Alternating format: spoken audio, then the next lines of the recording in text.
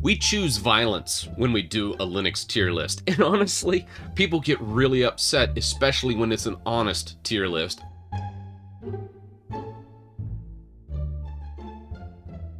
I've already filled in the S tier. It's Debian and Arch. Nothing else goes in the S tier. Debian and Arch, when it comes to Linux desktop, are supreme. Nobody can debate this. I just won't accept any other thing.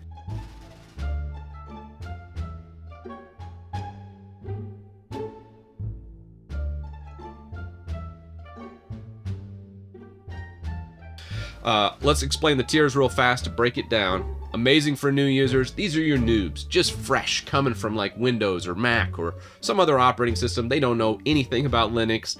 Typically, this is where I point them. And most people will move on from the amazing tier, but some people will not, and that's okay. So that's what's going to end up here. Best for business, kind of self-explanatory. Business distributions. Creative and unique. These are distributions that are kind of around, but they are so unique that nobody really uses them, or they're real niche, but they're unique enough to where they're not just a copy or a fork. The devil tier, this is going to be your big companies that do just silly things. And the lightweight tier, this is where you put distros on anything and everything. Typically, the distributions here will end up in those low-powered devices.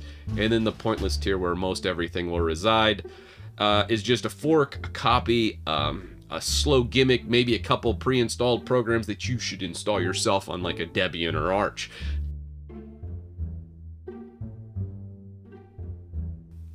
Alma Linux, best for business. Honestly, if I had Rocky's icon, I'd also put Rocky and Alma in here. Oracle would also reside into the best for business. These are one-to-one equivalents of Red Hat. Red Hat is the devil. I think we can easily establish that because they destroyed CentOS and made it from downstream to upstream. So CentOS used to be something completely different. Fun fact, CentOS was my very first Linux distribution that I worked with for years professionally, installing stuff. CentOS Stream is not CentOS. CentOS Stream is a bastardized version that Red Hat changed around after they bottomed out. They've recently closed their source code, a lot of drama there, I'm not going to go into it, but that's why these end up in the devil tier, and controversially, Fedora will also end up in here. I actually recommended Fedora this past year. I thought the releases have gotten so much better, and then I was like, maybe that CentOS 8 drama, it's behind us, maybe Red Hat has changed their ways, and then everything coming out.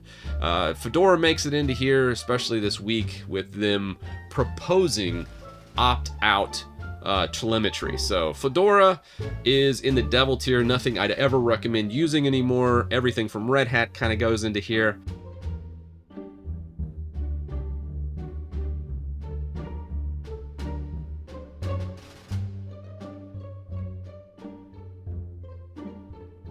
Why we got people mad from the Red Hat crowd? Let's just upset the Ubuntu people. Let's just toss Ubuntu in here. Come on. I'm going to explain this in one word. Apt install Firefox. Actually, that's 3 words. But one command, I should say. And that is, why does that change it to a snap? What's up, Ubuntu? You've just gone from this great OG, original, noob-friendly distribution to just stay the hell away from it as far as desktop goes. You'll still see Ubuntu on like servers, and they do have some kind of business-esque server type thing, but this is Linux desktop we're talking about. Nobody really wants to use Ubuntu anymore, and that's why it makes it in the devil tier. Hold up, wait a minute, something ain't right.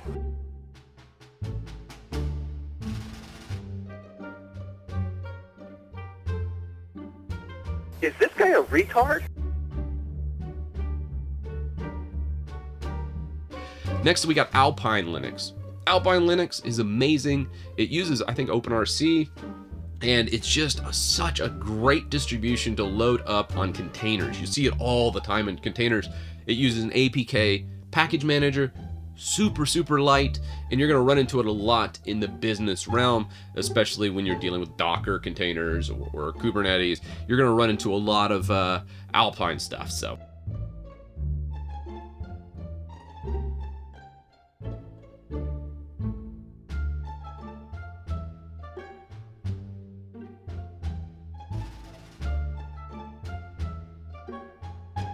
Antics. this is a lightweight distro, kind of a really cool one. It boots up really fast. Much like Alpine, it uses a kind of a really unique system. It doesn't use System D. I think it's also like a run it init system, so it starts up super fast. You can load it up on anything. It's probably one of my favorite lightweight distros that doesn't get enough love.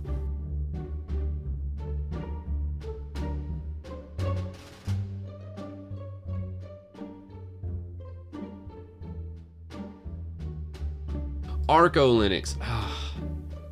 We're gonna start making people mad again. Arco Linux is in the pointless tier.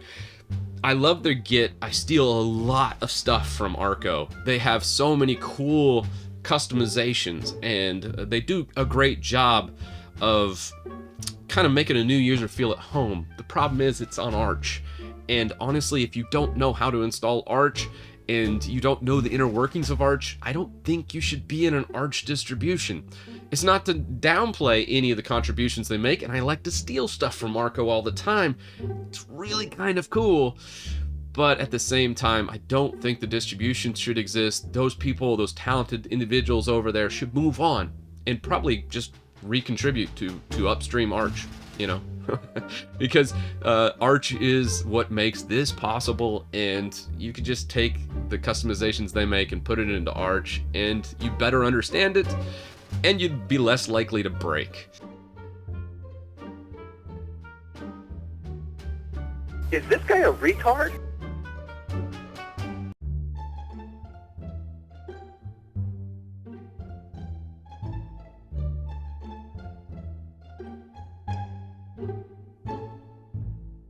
Manjaro, pointless. What happens with Manjaro? You're like, wait a second, it has some of the best customization. Titus, noobs can install Manjaro on Arch. Same problem, right? The noob will go to the AUR. They will download a bunch of crap and they will break Manjaro. I know, because I did it. And honestly, Manjaro itself, even though Philip Mueller, the main dev over at Manjaro, is very talented as well, the problem with it is, hell, I remember in 2019, I just did a Pac-Man SYU to upgrade the entire system. It broke because I didn't read the patch notes, and it should have been like a SYYUC or some different kind of upgrade path, and because I didn't do it according to that specific patch, it broke my Manjaro. That shouldn't happen. It just shouldn't happen. Manjaro shouldn't exist, and if you need that type of level of expertise, you shouldn't be using Manjaro. You should just use the Supreme Arch Linux.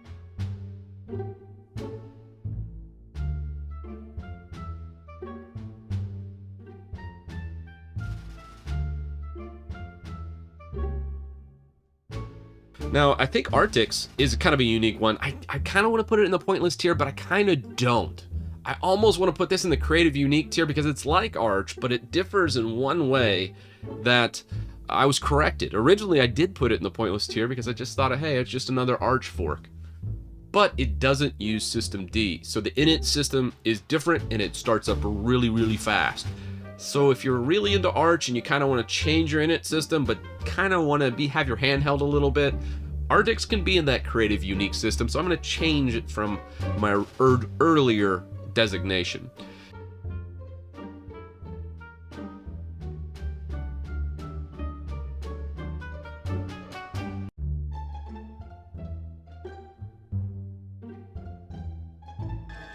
Picked the wrong week to quit sniffing glue.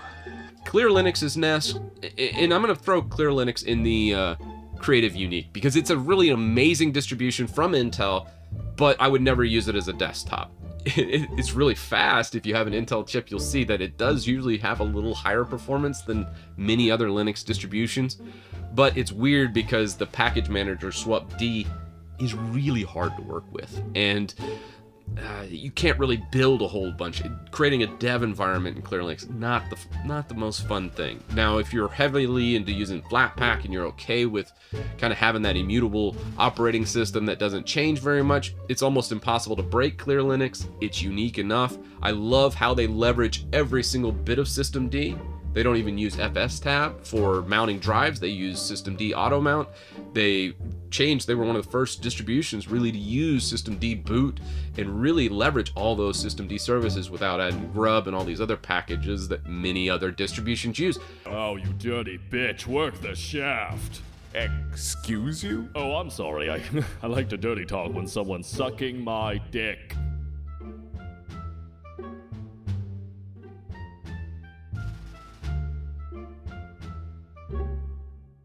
How do you function? In that same realm, we got Endeavor and Garuda too. Let's just grab both the Arch-based spins. Really cool customizations, huge amount of programs, same problem as Manjaro. We're gonna kind of leave it there. You are a sad, strange little man. Kali Linux. Oh man, they really love their Kali Linux. But guess what? It's pointless. It's absolutely pointless. They just have a whole bunch of pre-installed programs. Yeah, they have like some gimmicks like Windows mode and stuff like that. But really, if you're going into security researching, you need to learn the fundamentals. You need to learn networking. You need to learn the basics of a Linux system. You need to learn all these things, and you should be using its upstream of Debian and installing those things specifically. You need to use the burp sweep to do something, or you need to use Metasploit to exploit something. Install it on Debian, because that's all Kali Linux is. And if you can't install those programs and you can't make those customizations, well, you're just a script kiddie at that point to me.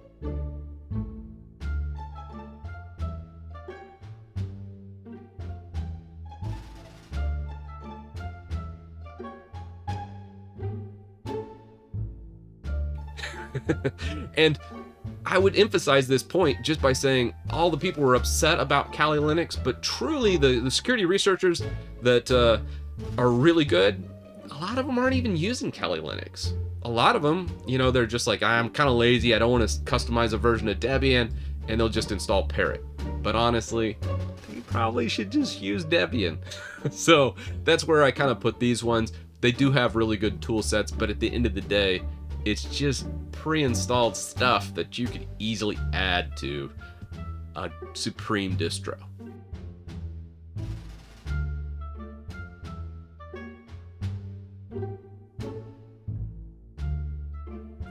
That's what I thought. With Kubuntu, I really love it for new users. It's so gentle for the Windows user coming over. You should move past Kubuntu. But from a KDE perspective, I think it has some of the best defaults, and you learn some of this stuff. But it's not just learning this stuff. A lot of it is learning some of the tool set of the stuff that comes with the distribution. And Kubuntu's kind of a kid gloves approach to KDE for a new user.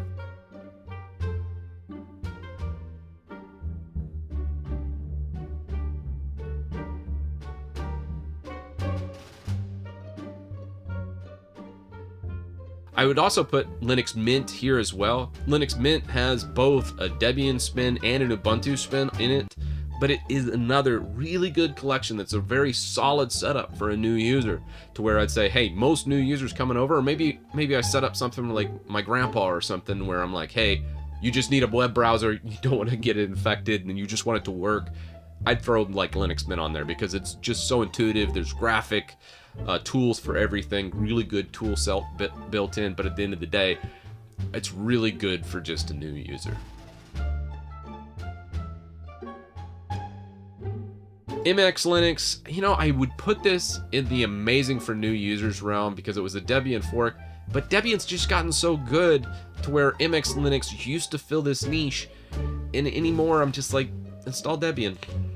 Sorry, MX Linux crowd. That's rough for me because I really did like MX Linux. It's just I don't see a point in installing it these days.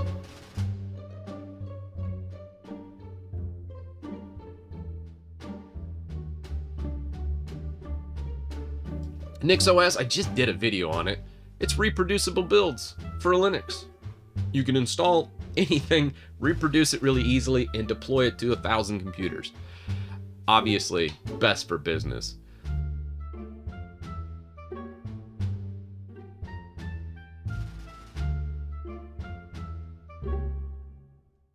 And for the next one, Pop! OS. Oh man, 2 years ago, it ended up right here. It was great for new users, but it is a fork of Ubuntu using the GNOME desktop environment, and all they have going for it is like an NVIDIA spin that's good, but to me, it's pointless right now.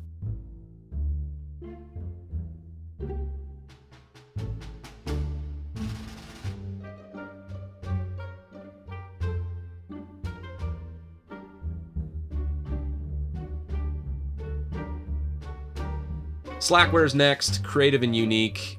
Slackware is the original desktop, the Linux distribution, really. It's one of the very first Linux distributions. I want to say it's the oldest active Linux distribution. It's a little bit rough to work with, though. The package manager and some of the weirdness to Slackware. If you love compiling and building your own programs, Slackware's cool. There's a lot of OGs in Slackware. I don't want to say anything bad about it because it is the OG of Linux distributions. It's just not not my cup of tea, but I want to put it there. And then I added one more, and that's Nubara. This is a Fedora fork made by Glorious Eggroll that is made for gaming. Glorious Eggroll knows Linux gaming better than pretty much anybody, and if you need just the best stock defaults and you just want to game in Linux, Nubara is where you should be. So if you're a gamer in Windows and you're like, I want to try Linux gaming, Nubara is where you go, because everything out of the gate is set. You don't have to know a whole lot about Linux. You can just install Nubara and go. It's really a well done distribution, even though I give it kind of a knock these days being based on Fedora, but to be expected because Glorious Eggroll, who makes it, actually works at Red Hat, so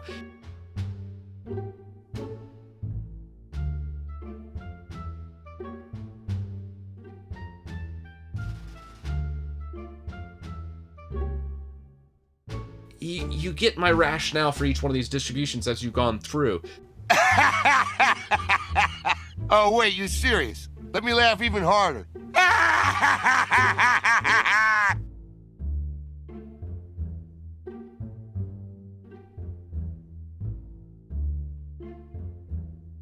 This gives you kind of an idea of why I put things in certain categories.